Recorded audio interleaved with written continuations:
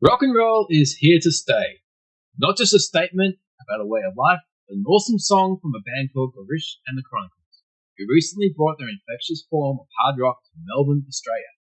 There was no way I was going to miss out on this gig. I'm here to tell you all about it.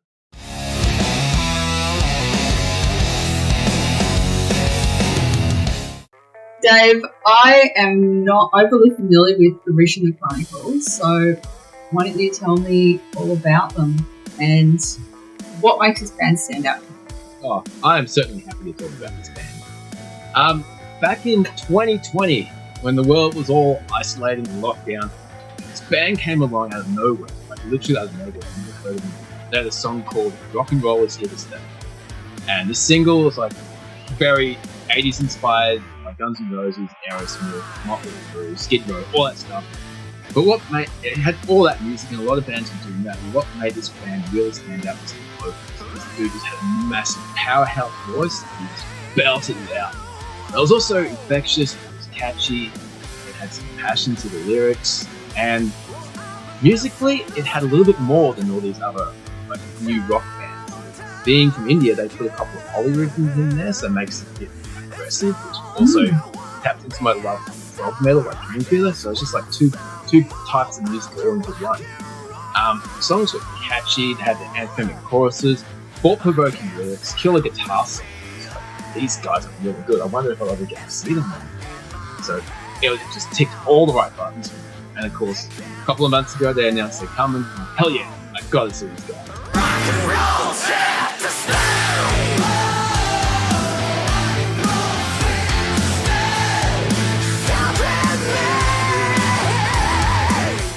Yeah, I haven't actually heard Girish and the Chronicles as a band, but I have heard Girish himself sing in a couple of different outfits. The first time I heard Girish sing was in a side project of Chris Adler's, the drummer from Lamb of God, called Firstborn.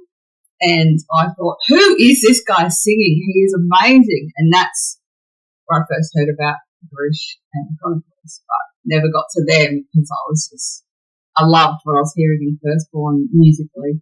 So was Girish as good vocally live as what he is on recordings? You know what? That's one of the reasons I had to go. Not just because the band's awesome and they've got good songs.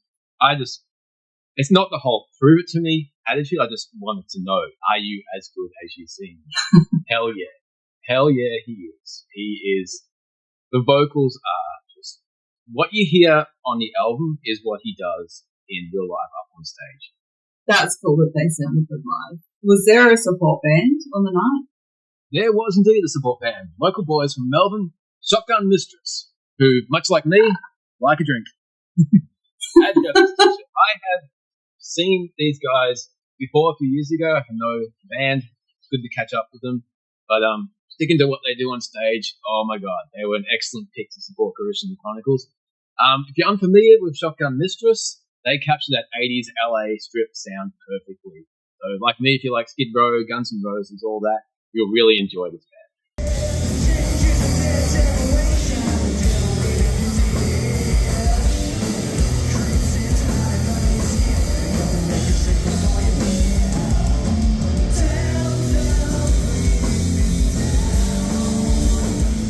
High energy rock and roll. The guys are certainly enjoying what they do on stage. In fact, all throughout, the bass player and the guitar player are like shooting each other with their guitars. It's quite entertaining.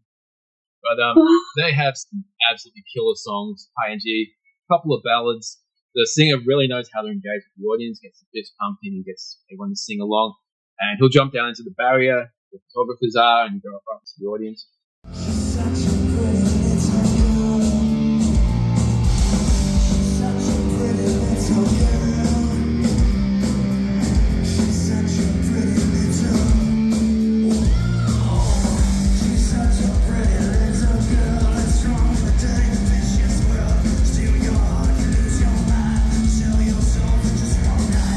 I actually got a photo of this, which I'm going to put in, but he stood up on a chair that was right at the top of the steps to hit down the audience. And he's like, I'm like, dude, don't slip. He's standing on the chair, singing along.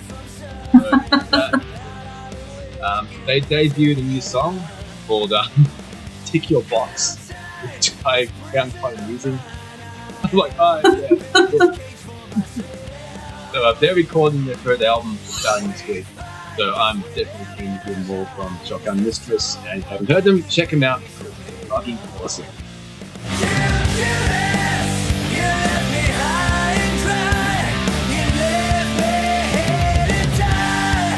So that brings us to the main event when Girish and the Chronicles got up on stage. And you know that excitement that you get when a band you've never seen before live, and it's like, they're there. These people I've seen in music videos and interviews are actually quite not that far in front of me. It's just like, yep, they're real people. They're going to play some music and just come out and all the cheers. I'm like, yeah, this is cool.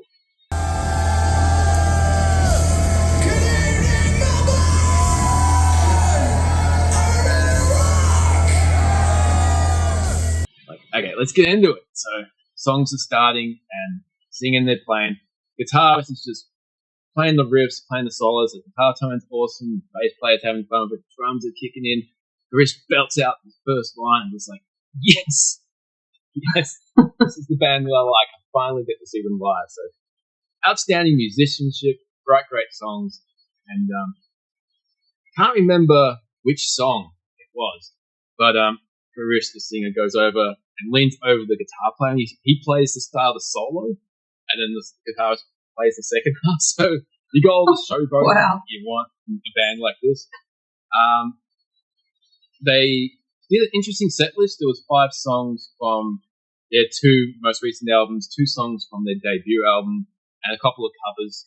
They also played, one of the covers was an Adele song, Set Fire to the Rain, which was actually pretty good. Not really familiar, kind of recognise it, but I knew of it. So they did a really cool version of that.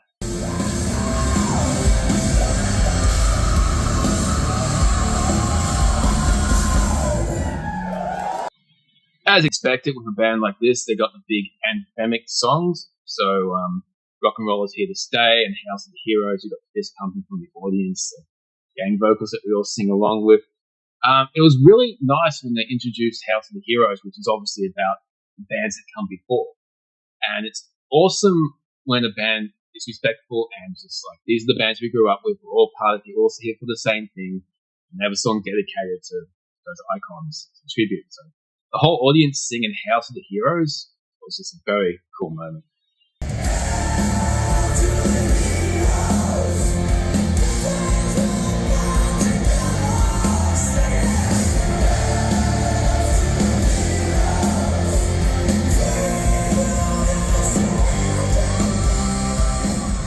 There was a bit of a technical issue after, I think, the 3rd or 4th song. Just everything just went bang.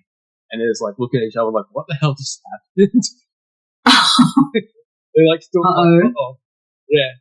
And like what roadies are coming out, they're looking at things, checking live. And then it's like, we're going to take a minute break, we'll be back in a sec. So he comes out and they're like, I'm just as confused as everybody else. And they're looking at each other like, let's just play. They got some sound, like, let's just go. And they just picked it up and continued on. But I think because of that, I had to drop the song. I was looking at the set list from the night before. The song at the end called She's Heavy Metal, which was playing. So I'm kind of disappointed about that. But I'm not going to focus on what I didn't get. I was focusing on what I did get to enjoy. So you talked about the set list. Did they play any songs that were a personal favourite to you? Oh, yeah, they did indeed. It was quite a surprise. This is it's a single, but Girish said when introducing it, he goes, I'm not sure how many of you would know it. Like, really? It was a single? It's a music video? It's called Identity Crisis, which is really thought-provoking. The whole, where do you belong in the world? And that's kind of a universal theme that everyone kind of experiences. Where's my place? Who are my people? So I love that song as soon as I heard it. So to be able to hear that live, it's about a 6.5, 7 minute song for a lot of different sections. And there's a really cool instrumental section in the middle where they really get into the whole offbeats, which is really cool to hear. And it's one that everyone can sing along with. So it starts off as that anthemic hard rock, goes into a bit of a musical showing off thing, but then it just falls up.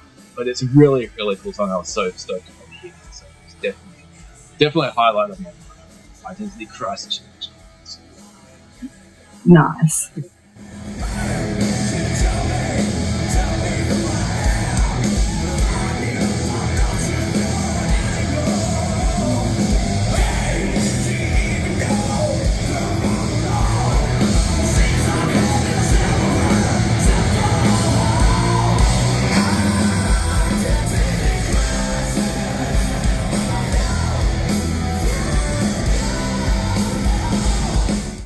No secret, the world's a little fucked up at the moment, so it's cool to be able to switch off and enjoy some music. Not just on my own, and with my mate that was with me, but just, I like looking around when bands are playing, just seeing people I'm surrounded, people I don't know, but we're all here for a common purpose, and that's what a great band or music can do. It brings people together, and we just switch off, and we're all here for a united reason, a united purpose. As far as the audience goes, it wasn't a sellout, but there was enough people to make the room really full. And it was interesting checking out the demographics and the ages, because most people from about my age up, people that grew up listening to these bands and influenced Girishandthechronicles, and just want to keep finding more of that excitement, the sound, those lyrics, that passion. But then you get some younger people there, some younger Indians that were there because of the obvious connection between the bands. So it's cool to see that they're finding new music. So it's affecting younger people as well, and it's just expanding, which I just love that this music continues to find people that want something a little bit different. Don't continue to follow what they're expected. So finding your own place, which is cool to share with a whole bunch of strangers or bands up on stage. It's cool. One really, really classy moment that Girishandthechronicles did, which I have never seen any band, local or international, I've never seen anyone headlining a show do this. Show finished, lights come up, house music's on, and he grabs the mic and goes, "Shotgun Mistress, get up on stage, we can grab a photo." What, really? This is cool. The support band got up, and they did a group, they did the audience photo, looking out at the venue. Yeah, they did that all together, all members of both bands. That's just a really, really cool moment. I just hope, I'm sure they do it in whatever city Girish are playing in. The support bands they get up, they get to know the other bands around there, so that not just musicians, not just in a band that's moderately successful, they also care about other bands that as well and get to know people. It's not no snobbery there, it's just everyone's in this together, we all love what we do. It's just classy, top class acts of end of night. So that's definitely cool to see. That is really cool, actually. It just captures the night, really, for both bands. So this was Girishandthechronicles' first time in Australia.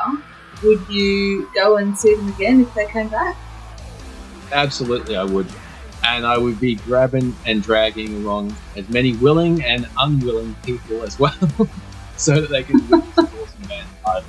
Because I had a great time, I'm sure the band had a great time, and anyone that was there would probably be doing the same with me, telling their friends, because that's how good music spreads. So absolutely, I would go see them. I hope they continue to make albums long into the future and continue to tour and get bigger and bigger, because they definitely deserve it.